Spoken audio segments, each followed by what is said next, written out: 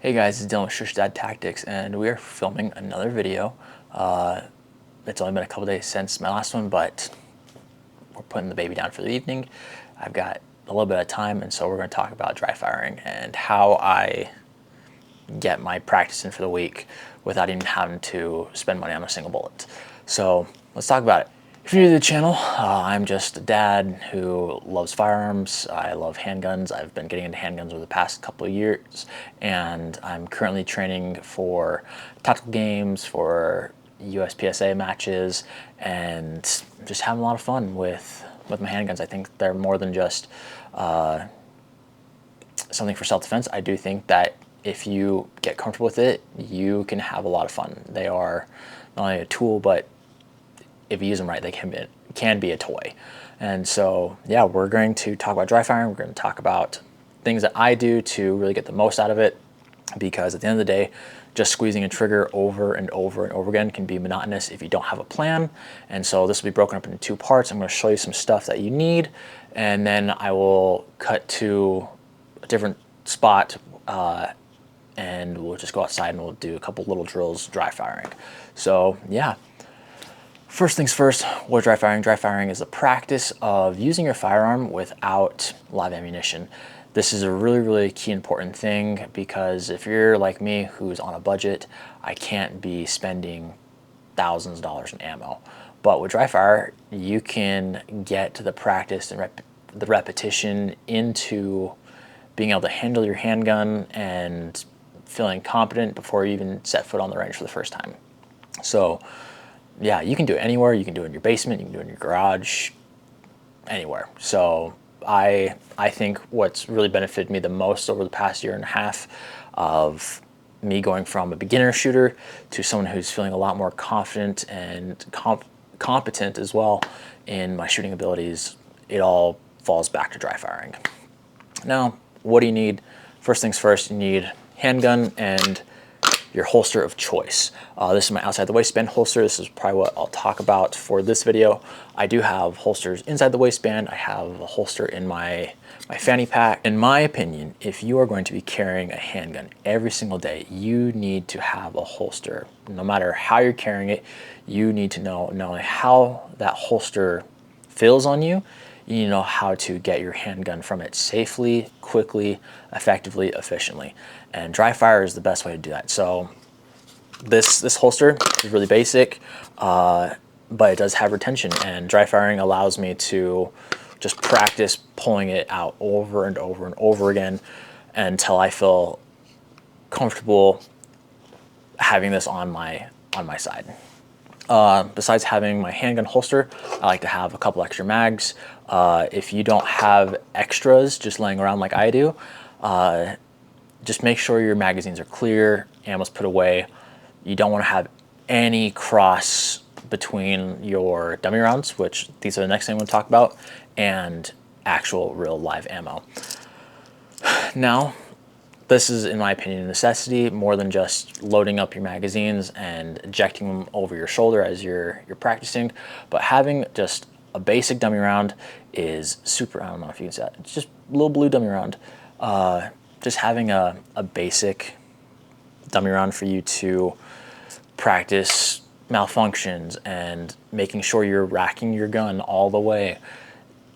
Dummy rounds are a really good thing.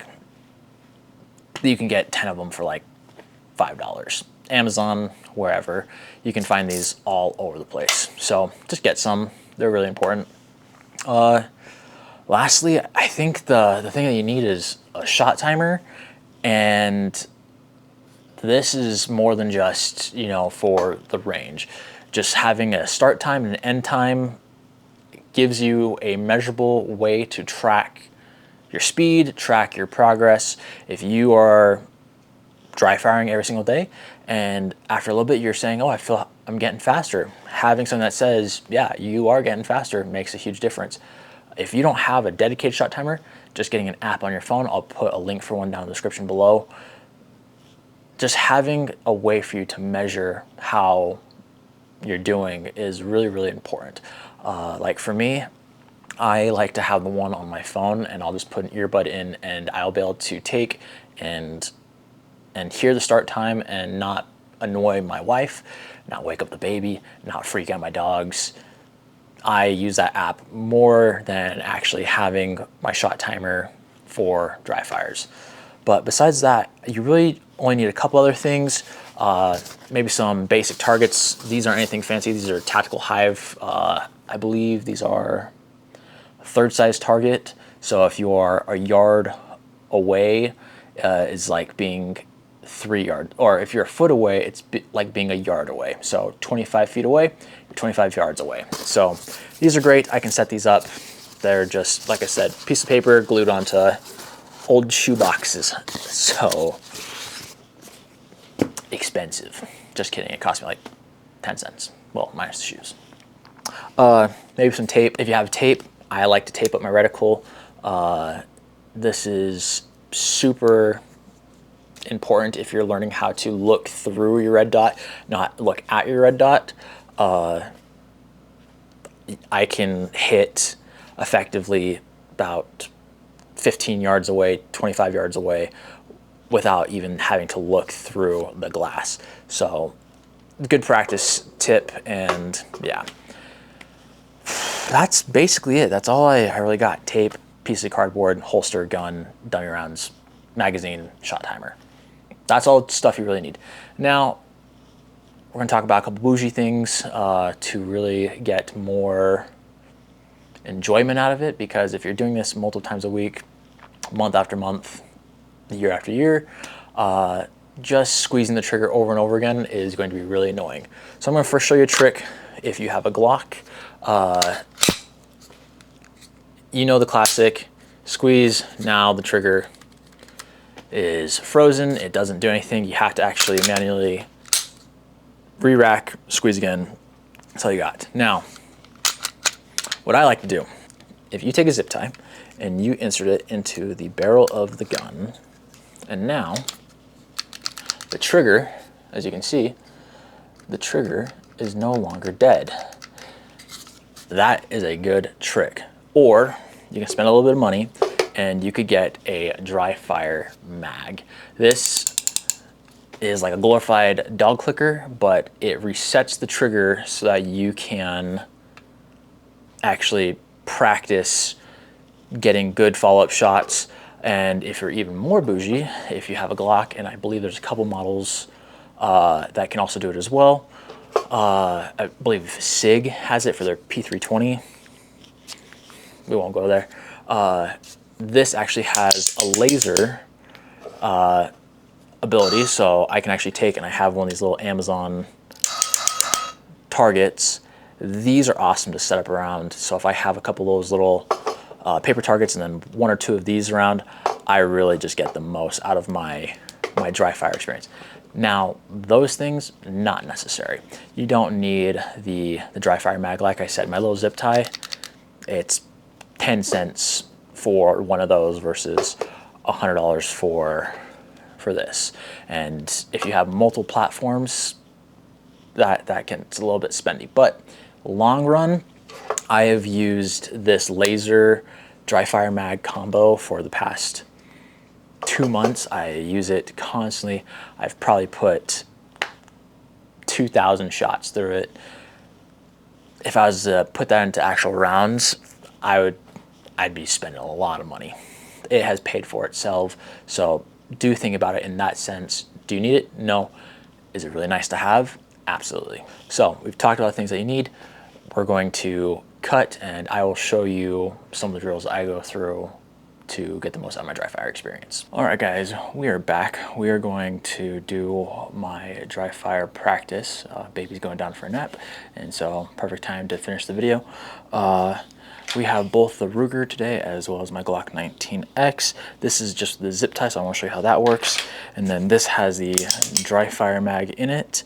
I want to show you how this works as well and why I like this, especially for feedback purposes. So right off the get-go, one of the things I first do, I'm using my outside the waistband holster.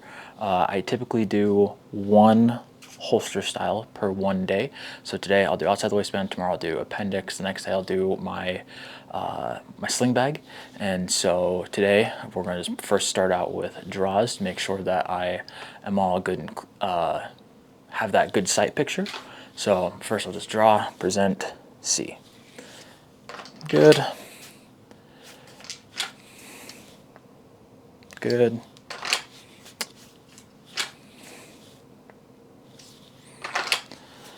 Just the initial warm-up of just before I even squeeze the trigger, making sure I have that good presentation. Just working on my draw speeds, making sure that everything feels nice. Before I even squeeze the trigger, I want to make sure my draw is nice. Just do an initial warm-up. Now I'll just start doing some transitions. So I'll come up. Nothing crazy. I mean, and I'll just do this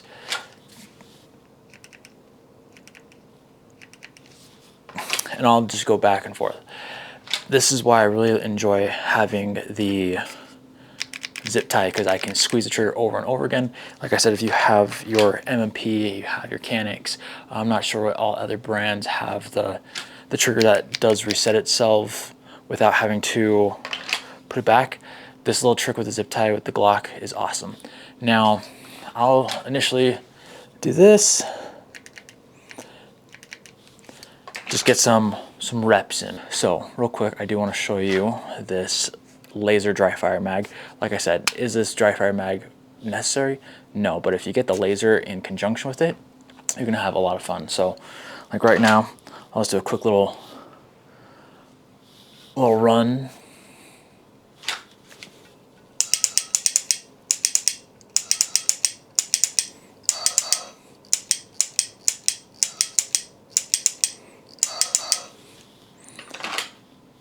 I could do that all day, just because it gives me feedback. It gives me a little bit more stuff to aim at. I mean, there's just a lot that you can do with it. So necessary? No. Bougie? Yes. Super fun? Absolutely. So just something to think about. Back with the Ruger. Now we've practiced drawing the firearm from holster. Now we're going to work on reloads, which we're going to just do some basic ones. We got speed. Now you gotta do the dreaded bend down pickup. Having multiple mags really does make a huge difference though. So you have your speed, your tactical.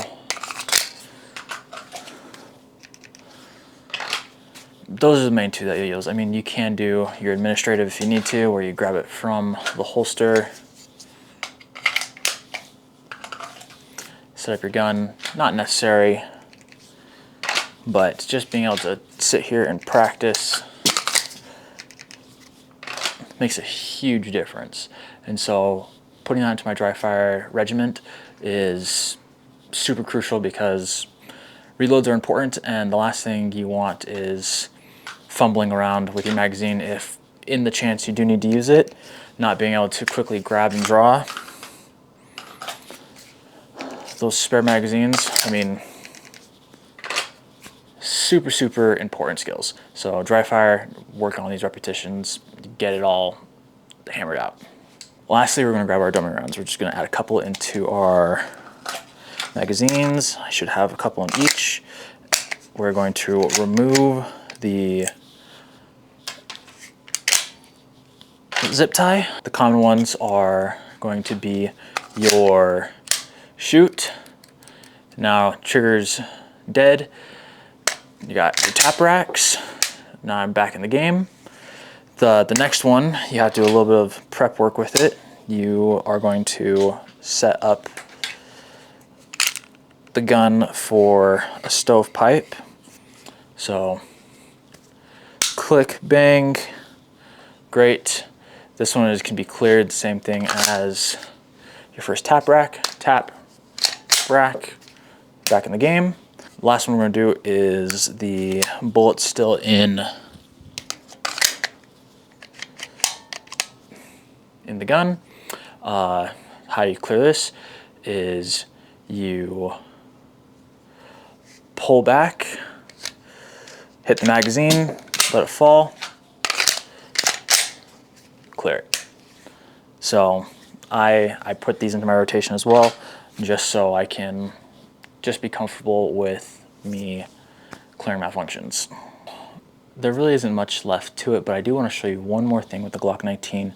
This is going to require a projector and a phone tripod. So let me get it all set up, and I'll show you what I do for a little bit more fun, interactive dry fire practice. Behind me is Dry Fire Online. Now what this is, it's an online program that, using my phone as a monitor, I can actually connect to my laptop, and I could use my screen, but luckily for me I have a projector, and it allows me to be able to take and practice shooting. So very simple, 3, 2, 1.